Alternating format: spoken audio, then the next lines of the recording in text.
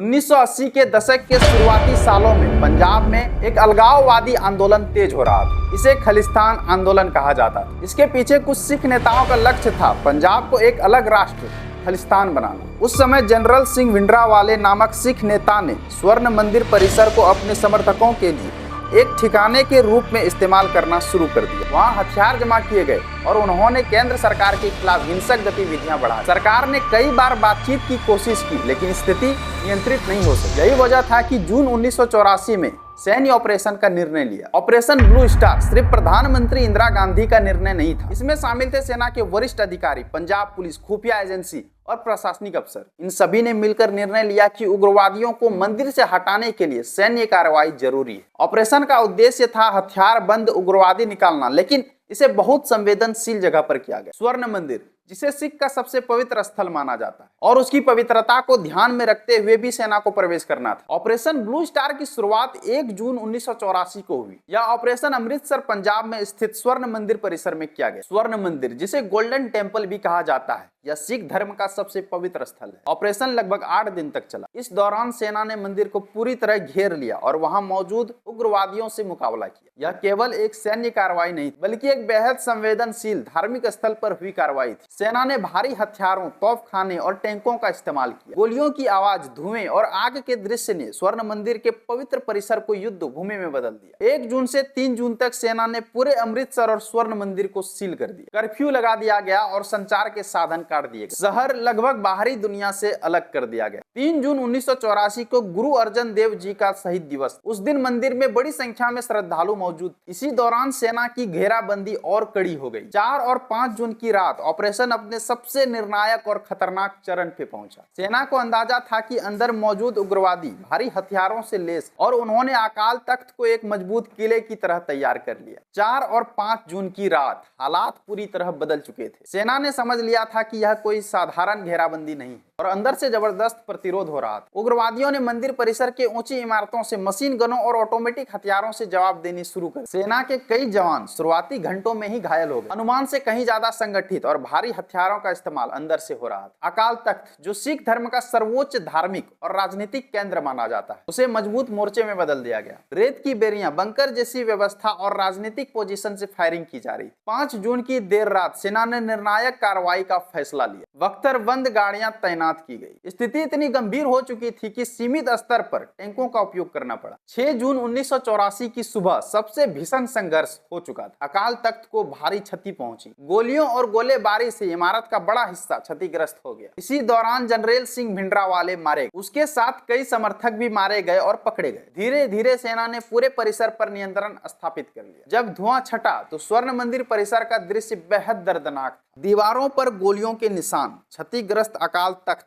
घायल सैनिक और नागरिक, भय और सदमे का माहौल। सरकारी आंकड़ों के अनुसार सैकड़ों लोग मारे गए, लेकिन अलग अलग स्रोतों में संख्या अलग अलग बताई जाती है। यही वजह है कि मृतकों की वास्तविक संख्या आज भी विवाद का विषय बना हुआ है। लेकिन एक बात साफ थी, यह घटना सिर्फ एक सैन्य ऑपरेशन नहीं रही, यह एक भावनात्मक विस्फोट बन चुकी थी। ऑपरेशन का खबर जैसे ही देश और विदेश तक पहुंची, प्रतिक्रिया तेज हो गई और पंजाब में गहरा आक्रोश फैल गया। देश भर में सिख समुदाय में असंतोष और पीड़ा देखी गई। विदेशों में बसे सिखों ने विरोध प्रदर्शन किया। कई लोगों ने इसे आतंकवाद के खिलाफ जरूरी कदम कहा, तो कई लोगों ने इसे धार्मिक स्थल पर अनावश्यक हमला माना। सबसे बड़ा मोड़ 31 अक्टूबर 1984। लेकिन इतिहास का सबसे बड़ा और दर्दनाक मोड़ अभी बाकी था। 31 अक्टूबर 1984 इंदिरा गांधी के 2 सिख अंगरक्षकों ने उसे गोली मार दी। यह हमला ऑपरेशन ब्लू स्टार के प्रतिरोध के रूप में देखा गया और फिर भड़क उठे देश में सिख विरोधी दंगे। हजारों निर्दोष लोग मारे गए, घर जलाए गए, परिवार उजड़ गए और भरोसा टूट गया।